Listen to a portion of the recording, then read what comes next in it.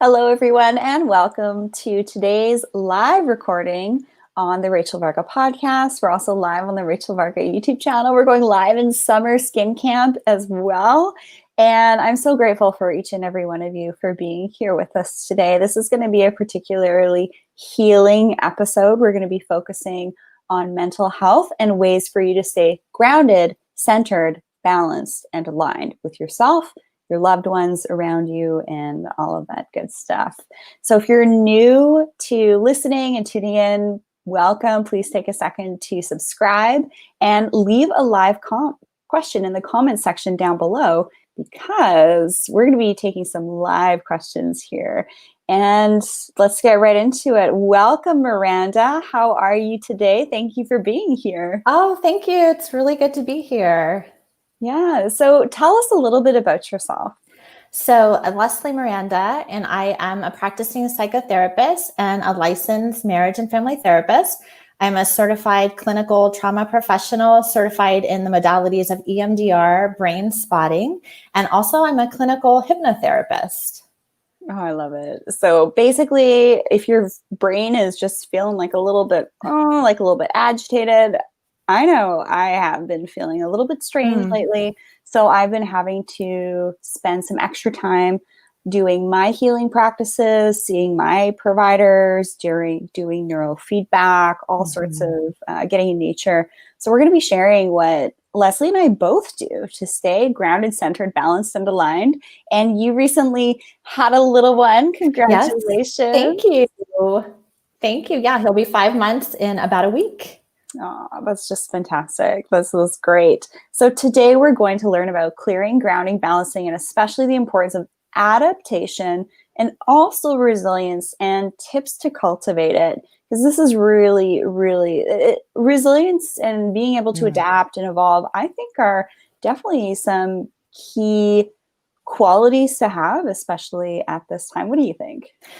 I think resilience is so important because we're being asked to adapt and we're being asked to respond to an event that we could never have anticipated before. So it's a pretty unusual time and it's rather unprecedented. So we're definitely all having to find some ways that we can adapt and also be resilient and hopefully strong through all of this. Yeah, absolutely. And my next question for you is, well, what are your most vibrant clients doing? Because I work with clients both in the clinic and online. I definitely see some common threads between, some of these people that are just soaring right now. They're cruising, they're doing really well, they're doing their self-care practices. And then others, are drinking quite a bit more right now. We're glued to our phones, we're glued to our laptops, we're working more from home. So there's really a contrast between people that I'm seeing right now. But what are you saying? What are your most vibrant and radiant clients doing to maintain balance? So the people that I see that are really very vibrant, I think, first of all, they're taking care of their bodies and they're doing something physical and exercising. So even though many people are having to stay at home, I think that they're going out of their way to just enjoy a little sunshine, get out and move. So I think that's so important that we're not sending a message back to ourselves that we're in like mental lockdown, essentially. So getting out and moving, I think, is so important.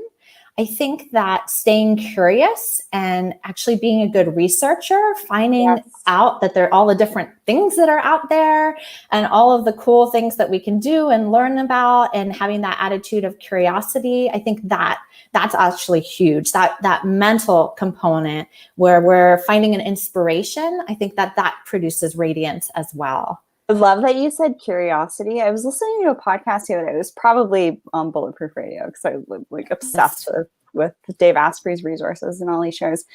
And the word curiosity really kind of stuck with me.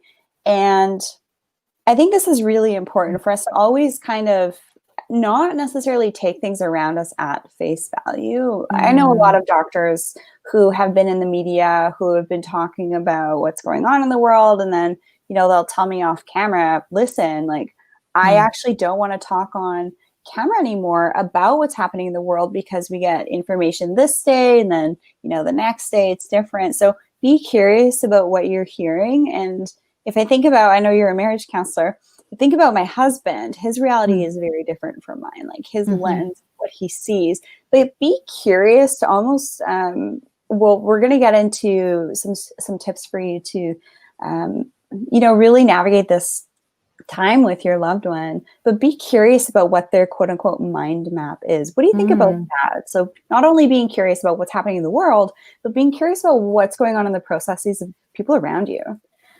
Yeah, that's so important because people respond to stress in different ways. And oftentimes it's a basis for miscommunication where one person maybe will become very quiet, the other person is very talkative.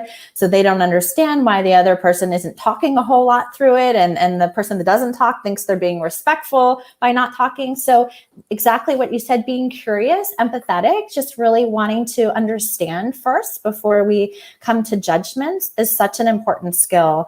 Asking questions in a neutral way and in a way that's not attacking and whatnot. But like you said, just curious, just wanting to learn more information, finding out about other people, finding out about all of the information that's out there. Yeah. Okay. So I love the movement. I love the curiosity aspect of it. So say, for example, you're on your walk, you're outside, you're getting your movement, you're getting your outside time. How are you curious? So I love to listen to podcasts. When I walk, I too will listen to Dave Asprey. I'll listen to your podcast. And that is just such a great way that my mind is getting stimulated. And I actually used to live in LA, but now I live in a small town. So hearing all of the different ideas, it's just so powerful. And that makes me feel so alive. Also, just walking, it's bilateral. So like when you move one side of your body and then you move the other, you're actually working with both sides of the brain and just helping that to get level and balance. So that's just a good activity to do in general. But the mindfulness, looking around, and sometimes now I get to walk with my son. And so showing him the world, and like a purple flower is amazing to him. So trying to see things from that lens as well, not just like, oh yeah, there's the bougainvillea, but like, wow, it's a miracle, a flower. It's so beautiful. And then there's other flowers. So having that sense of being in the moment and presence, I think is definitely grounding. Here on Vancouver Island, we have a ton of wild roses that are just, in full forest. So if I'm walking, it's like, I got to smell all the roses. Nice. Oh, that's powerful. That's so powerful because you got your aromatherapy right there too. Yeah. And then you see the little bees buzzing around. And yeah, so basically what I was kind of alluding to is when you're being curious, actually, I'm going to go back a second because you talked about something really interesting that I was actually talking about with my mentor. She pointed it out to me. So a lot of times we're going to talk about grounding in just a second here, but we can either ground like vertically or we can ground horizontally. Interesting. I like that distinction. And I'd like to hear more about that. Sure. So when you think about it, if you're doing like earthing or you're kind of light sourcing, if you will, it's very vertical. It's like from up through you to, into the ground. And you can just look this up. It's like light sourcing meditation. They're all vertical. But then there's also the horizontal plane too. So I actually spend more time getting into that. That's just part of my routine. Have you ever heard of that before? I've not, but it makes sense in that one is a more active state, it seems like, and being horizontal is a little bit more receptive. It kind of makes me think of like the Shavasana at the end of the yoga, where you're just in that open space and the parasympathetic system is activated. So that's pretty cool. I think that's really neat. And I think that'd be really cool for people to play around with and try to do both. I love that. Yeah, because the Earth's magnetic grids are all horizontal. Interesting. That's cool. That's neat. Yeah. So I don't know. I love it. Yeah. If anybody else listening has ever heard of that through their healing work, please reach out to me because I want to know you. Anyway, I digress. It's great. All right. So how can we cultivate radiance? Or sorry, well, obviously we talk about that on the podcast. Excuse me. I mean resilience. We're talking about resilience here. Yeah. Well, I know you can also, first of all, help with some of the outer radiance with skin and inner, because a lot of the work you do works on like health as well. So just to add that. But resilience is really about being adaptive. And I remember reading a book about how the football player Tom Brady trains, and that he has a very specific method that isn't just about lifting weights and whatnot. It's about, like, he uses bands so that the muscle becomes resilient, so that when he has an impact, there's like this resilience. It's not, and he's less prone to injury. So I thought that's a really interesting metaphor for how we can learn to be, as far as being able to adapt. So if something really tremendous happens, we're able to become flexible around it. So I think, first of all, it's so important just to say meditation. And I think we talk about meditation just in general so much that people sometimes forget to do it. It's so simple, or we're so busy. Maybe we're doing more like vertical mindfulness, and we forget that other type where we have to be receptive. But I know that is a major way in which the brain can become more adaptive and receptive, and just kind of discharge some of the stress, is to do meditation. So I personally practice Ziva meditation, and that's been such a great resource. And I love that. I really like that you learn step by step. There's other types out there as well, but it's just a great activity to teach your mind to let go of stress and be able to become more adaptive. Can you spell that type of meditation out? Ziva. Okay, and I'd like you to tell us a little bit about this, because I love learning other people's routines and what they do. Mm-hmm, mm-hmm. Well, I actually learned about it because I was getting some coaching on fertility. And the whole premise is that sometimes the system is in such a sympathetic state all the time that the body is like, we're too stressed to have a baby. So it was a coach that referred it to me. And Emily Fletcher is the teacher of Ziva meditation. And she says it's a meditation for high achievers. And Dave Asprey's had her on a couple of times as well. And I love it in that she distinguishes mindfulness from meditation, and then also has a component where you're like visualizing a positive future for yourself, which is super cool and a great activity to do. So it has those three components. And basically you're taught it online, or there's a book also, Stress Less, Accomplish More, I think it's called. And you learn how to be mindful, which is being attuned to your senses in the present time. And then also that kind of the ancient technique of meditation, not so much like visualizing a light and all of that, but more so like what they were doing 6,000 years ago in India, which is pretty interesting. And then there's also the future element where you learn to like visualize a future that you'd like to have for yourself. So she calls it meditation. I think she calls it for high achievers. So, for people that are busy and just want to get their meditation and then go and be successful. So like mothers, like yes, working professionals, yes, like people working from home, looking yes, after the home, pretty much everybody that wants to be a really, great human. Try it. yes, exactly. Yeah, exactly. So I think that's a great tool for being resilient. I also think yoga, I have a little app on my phone. It's called Down Dog, and I love it because I can program 5 minutes of yoga. I can put 30 minutes of yoga in. And so whatever I have time for, I try to get that done. And I think there's something really powerful about teaching your body to be flexible as well. And then also in yoga, it's a little stressful when you're, doing a stretch that maybe is a little uncomfortable, but you learn to relax your mind around that stress. So I think that it's a way of teaching us how to do that in everyday life as well. And through some of your techniques, you also understand that traumas can be trapped in the body. Yes.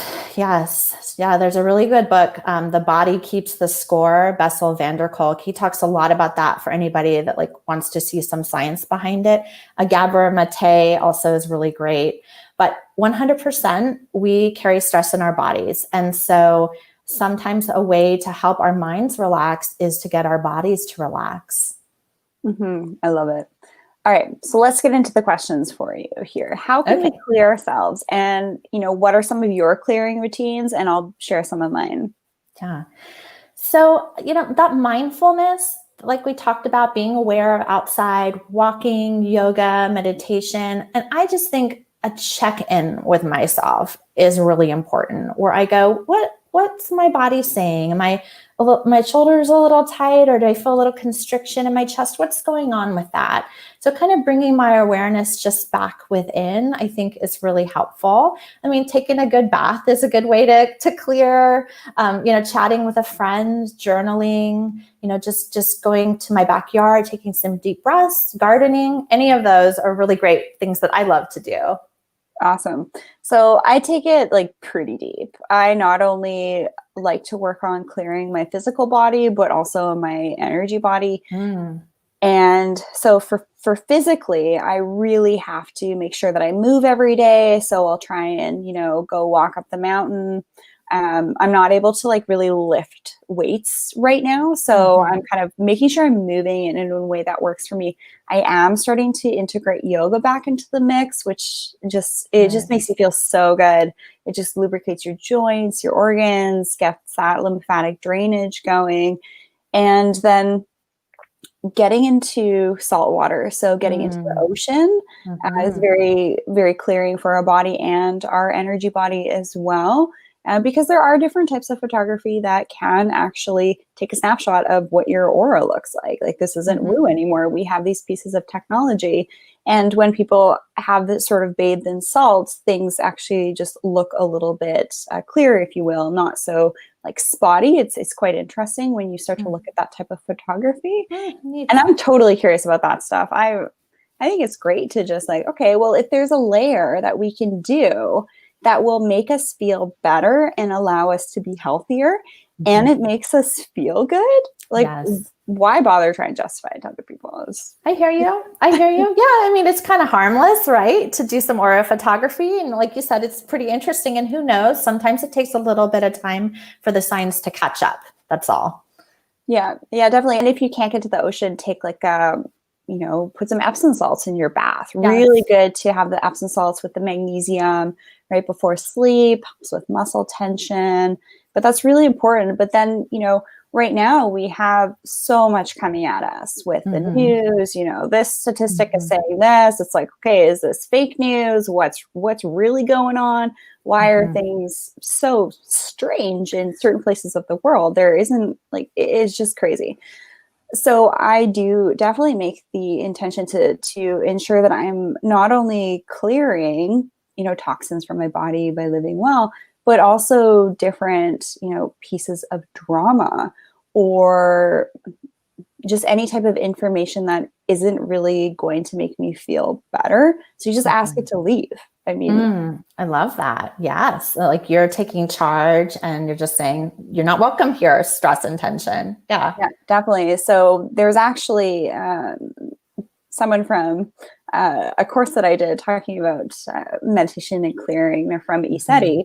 And they basically had us visualize that, we were asking green and gold light to kind of come through and wash our bodies, and that any and all attachments, whatever that may be, is asked to leave the body. And so just close your eyes and pay attention to that and see what comes up. And if you notice things leaving your body, pay attention to where they are leaving your body and what those things, if they have, what they look like, and just be curious around that. And then if something comes up, you might need some healing, find someone near you that can help you kind of interpret that. But that's something that's been really key for me. And if you start to notice you're getting just a bit agitated, do that clearing routine. Ask, if anything's hanging out in you, around you, just ask it to leave. It might sound a bit strange, but I know a lot of very high functioning people that do this type of work. Well, that's great. And I mean, if that, whatever works. And I think it's also about, being aware of what you're feeling and then being clear. It's like a boundary, that what you want to have in your life and what you don't want to have around you. So that's great. Yeah, definitely. Okay, so what I'd like to talk about is how can we stay grounded, and what do you like to do to stay grounded for both like your physical body, touching the earth and nature. Yeah, we all know that stuff. But how do you keep your mind grounded? So, I have a very best friend that I talk to quite a bit, and we like to joke around. And so I think that that's so important. And I think that it's important to recognize, since people are encouraged to social distance, that we can still connect with people, even if we're following those guidelines. So having connections with others, I think, is so important for me. Specifically, I think my best friend and talking with my husband. For me, I like to be outside. I like to have plants and water plants and grow vegetables. And that's just really grounding. I also try to put everything in perspective, that this is a tough time for a lot of people right now, but that it's not going to be forever. So having that ability to put things in perspective. And I think, having a sense of humor can keep all of us grounded. Sometimes that's just all we can do, is just laugh at certain situations. So those are a few things that come to mind. I love it. Yeah. And, touching the soil, touching the plants, it's really good for our skin, actually, and our microbiome and our immunity. And I have a great conversation on the podcast with Dr. Elka Cook. She is just a prime example of an ER Western trained medical physician who's gone into functional medicine. And this is definitely the future of where things are going, which I think is great. And another sort of layer I wanted to add to that was, I was feeling a little agitated. So what I did a little while ago was I had some neurofeedback using a technology called NeuroOptimal. I know the creator of it. It's fantastic. And it's weird because for 2 weeks there, I didn't get outside to get my grounding, 3 hours in nature, no cell reception, no EMF, stuff like that. We're going to talk about EMFs in a second here. But I wasn't able to get that time outside. So I had the session and I felt like I afterwards slept for 8 hours, number one. And then number two, I felt the same way I do when I spend a day in nature. And then for the few days after that, you mentioned humor. And and it was funny, after I had done that clearing and sort of like that recalibration of, how the mind is working with the rest of the body, everything was more funny. That's great. That's great. Almost just like your mind was more balanced or less stressed. So you were able to kind of access more of the joyfulness and of things. Yeah, it was weird. So if you're balanced and you're like, oh, things are like a little bit more joyful, a little bit more lighthearted, I'd say that's a sign you're doing something right. That makes so much sense. Yes, agreed. Absolutely. So how can we stay balanced? And really, what is balance to you? What does that mean when you see someone and when you're working with a client, for example, and they're a balanced individual? Well, the first thing that comes to mind is just having a sense of inner calm and inner alignment, and having that as a resource where people can go within and they have tools in which they can create that balance, especially at will, or use some of the techniques we're talking about. So I think it starts there, having, again, just that inner calm and that inner resilience. And I think from there, then it leads to whatever action steps we take. I mean, you could divide things up into mental, emotional, physical, or spiritual, or vocational, and balance in all of those areas. But I think it starts with inner. And then the rest is, I think, of looking at our life kind of like a pie graph, and the different things that make up our life. Sometimes it's actually a pretty cool exercise to do that and really look at what is taking up the most percentage of your time on that pie graph, and see if it really makes sense on paper. If work is 95%, that's probably not balance. And what more would we like to add into our life? So I think that's also too, having a rich life that has a lot of different opportunities that is aligned with our deepest values. Yeah, that's really cool. I like that. And when I think balanced, I think body, mind, spirit, energy, hormones, everything. It's every layer that you can integrate into your, mental, spiritual practice, physical practice, to give you a better sense of balance is what's going to help you age well. It's going to help you look better. You're going to get better skin from it. And that's really, I think, for example, I'll use my red light therapy, and there's anecdotal evidence starting to come out that it might have the opportunity to actually help balance our hormones. So I'm really excited to see some of the sciences coming out with that. You can check out that interview with Wes from Juve, JOOVV. And if you go to rachelvarga.ca /JOOVV, that interview is right there. It's such a resource. Everything that we can do to balance our body, mind, spirit, and energy is great.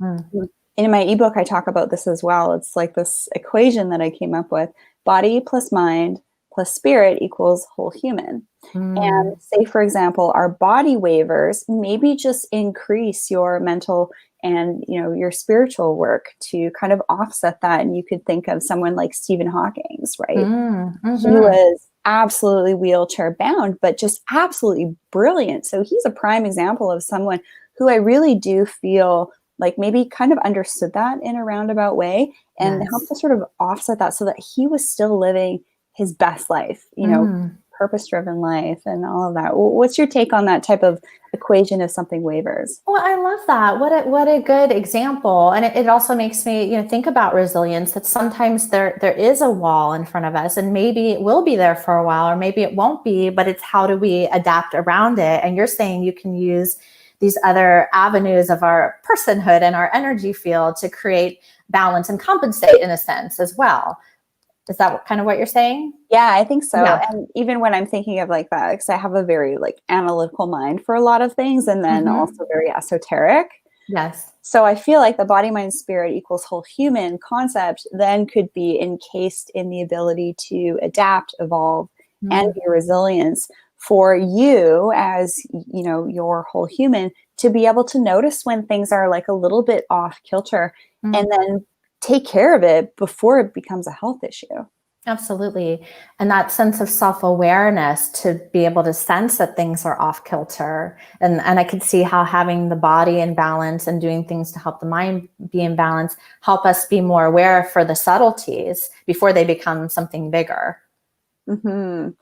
So now let's talk about your area of expertise as a, you know, marriage counselor, right? And relationship expert. And you've been doing this for quite a while. And how can we be more responsive to our family, our loved ones, our partners, as opposed to being reactive? Okay, that's such a good one. Well, I always like to think about taking responsibility first and foremost for our own emotions. So if I'm upset about something I see in the news or in the media or something someone has done, that first I'll try to go within and go, okay, let me check out what I'm feeling and what's going on as far as my sense of inner balance. And I'll try to take responsibility for my own emotions, if at all possible. So we're human, of course. But I think that can be really helpful, you know, rather than trying to point out what everybody else has done wrong, but to take responsibility for our own sense of creating balance within ourselves. Because when we're balanced, it's a much better place from which to approach other people, even comment on things or write things on Facebook or whatnot. You know, having that sense of balance, we're just going to put our best foot forward. So doing some, you know, counting to 10, you know, just doing a little bit of breathing or a little bit of meditation so that we're aligned before we start the communication with someone else. I think that could be really important. Trying to understand someone else's point of view, even if it's strongly different from our own, you know, really being aware of why someone might feel what they're feeling and having compassion, you know, and trying to see that there maybe is a part of them that is very loving and very caring, and that's where they're coming from, even though it comes out very differently from how we see things. I think that is really powerful as well, seeing that loving presence of another person. Absolutely. So I'm just going to be real with y'all because this is a safe place for us to support one another. Please reach out to me at Rachel Varga Official if you are resonating with this message. I love hearing from you guys. Leave a review on the podcast, what you like learning about, what you'd like to learn more about. I'm here for you guys to share, you know, what I'm seeing work with myself, my family, my loved ones, my clients. Question for you: how can we lovingly communicate to our partners that we need some alone time? Because I notice for me, when I say things that I don't really mean, that it's when I just know, okay, I should have just, you know, gone out in nature for a couple hours by myself. So how do we lovingly communicate when we need our alone time, because we're all locked up together right now. So kind of an interesting way around this is sometimes it's interesting to just go online and take the Myers-Briggs, and then you'll see some people are extroverted. I mean, I know it sounds so simple, but sometimes seeing it and you're like, oh, you get your energy alone time. I get my energy from people. Okay. So sometimes that where it's like a third party is giving the feedback can be helpful. But I think, when people are feeling relaxed and also in a non-defensive place, just saying, I just seem to sometimes recharge on my own. And then I have so much energy to come back and I feel so enthusiastic, and just using those I statements and saying it's not about anyone else. It's just sort of like you want to be your best and you want to connect. And the way that will help you best to do that is just have a little bit of that time to yourself, time and again. I did that personality test, and I can't remember offhand, but I know I posted it. Okay. So I'm like extremely empathic, need that alone time, living that purpose-driven life. It's, I think Mother Teresa would have been nice. that type of personality. I love that test. I mean, take it with a grain of salt, but it definitely gave me some things to think about. Well, and it's also a way to, if your partner takes it as well, to just have empathy that they just are wired differently and that's okay. So it's a neat test. And again, it's another way to just begin a conversation if one person is a little more introverted or one person's more extroverted.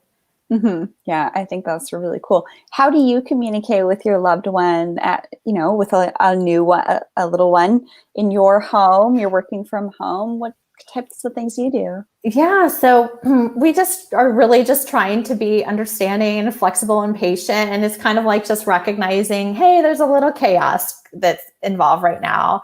And so trying to have a little bit of humor about it if possible. I like to just remember that this is a specific period of time that eventually my son will meet his grandmother and whatnot. But trying to have humor, if possible, being kind, but also being direct. And if we have certain needs or I need some support, being direct and clear about that, but also kind, of course, if at all possible. I can just see you communicating with your husband with like your beautiful smile and your lovely, soft, kind, but very firm air about you. I mean, give me some of that, right? So it's like you don't want to offend. Oh, sure. And be like, sorry, honey, I just need some alone time. Or sometimes, we think it's obvious that whatever we're feeling, and we just have to be like, you know what, could I get some support right now? Or would you help me with this? I know that traditionally, sometimes it's thought of that one part of I'm about to say wives, so I don't want to overgeneralize, but sometimes they're a little bit indirect. And it's a great feedback to know it's okay to just say, hey, would you do this for me? Or, and be very clear. I think that's a really helpful piece of information that's helped me in my life for sure. And also understanding your love language. Yes. And that's another test you can just take online. And it's great to learn that, hey, your husband's this way, the wife is this way, and helps you to really speak and love them better. It's like understanding how different people's minds work so that you can, better show up for them when they really need you, and just how you converse, which is pretty cool. Definitely. So do you have any closing words for us today, Leslie? Well, I would just encourage people to be kind to themselves and be kind to others, to know that, this is a period of time and it won't very likely be like this forever, but we want to be flexible. We want to adapt. And one thing I would just invite people to think about is, who do they want to be, when we're not on lockdown? And to try to do that step of highly effective people, which is begin with the end in mind. So take care of ourselves now. Don't wait. Do what we need to do. Exercise, put our best foot forward and be that person who we want to be, so that when things are different and improved, we'll be caught up. We'll be healthy. We'll be our best selves. Yeah, I think that's just beautiful. And I'm just so grateful for you, Leslie, the work that you do. You do a lot of really cool work with your background. You have multiple certifications and you're just so lovely, such a light in the world. So people that are able to work with you, I mean, they're just getting a very high level of care from you, which I think is fantastic. There's a lot of really great people in the world that really do want to help you. And if you are feeling like you're struggling with your your mental health, your spiritual well-being, do take some time to look into that, because no one's going to do it for you. You are the one that are going to, ultimately be giving permission to allow you to do that inner work. And when you do that work, everything else will fall into place. You will be a more balanced, centered, grounded, and aligned human. So, Leslie, where can people find you, and how can people work with you? Okay, so my website is Leslie Miranda, and so it's lmft.com. I'm also on Instagram, so leslie.e.s.miranda. And, just reach out to me. Sometimes I'll help people connect to another therapist wherever they might be. I have a resource of people. So, even though there's like restrictions via the state lines and whatnot, I'm always happy to just connect people or point people in a direction for something that they're interested in. And yeah, I'd love to just share positive content and meet people that are like-minded. Mm-hmm. Yeah, well, we're definitely like-minded women, just really wanting to do what we can to help others around us live healthily, live vibrantly, understand their purpose, why they're here, how they can make an impact in the world, and just be healthier, more beautiful, more radiant. All of that is really one of the same, is it not? Yeah, well, I've just enjoyed, I was a part of your summer skin camp, and I've had a one-on-one with you, and you just add so much value. It's definitely helped this period of time postpartum and during this time in the world just be a lot more fun. And I love the self-care piece, and just I hope people will keep listening to your podcast because you have so much great speakers and information, and I just love everything that you do. Oh, well, thank you very much, Leslie, for those very kind words. They mean more to me than you know. Well, thank you everyone for joining us today on this live recording here with the beautiful Leslie Miranda. If you're watching on the Rachel Varga YouTube channel, be sure to like the video, subscribe to the channel. If you're listening on the Rachel Varga podcast as you're on your walk doing your own grounding and balancing and centering and alignment, be sure to hug a tree today. It'll be good for you. Put your hand on the tree. Bonus points if you get a little snap on your fingers. I love doing that as I'm walking. I'll just Great. I'll grab some leaves or some sap, and then, that good old aromatherapy for grounding is just a great tool. I hope you all have a great rest of the day. If you have any questions, be sure to reach out to me. You can send me an email directly, info@rachelvarga.ca, or you can book your one-on-one call with me for all things skin and rejuvenation, for both what you can do at home and also in the clinic over at rachelvarga.ca. And I hang out quite a bit on Facebook and Instagram at Rachel Varga Official, so be sure to say hey, and I'd love to hear from you. So thanks everyone for joining us today, and thank you, Leslie, for being on the show. Thank you.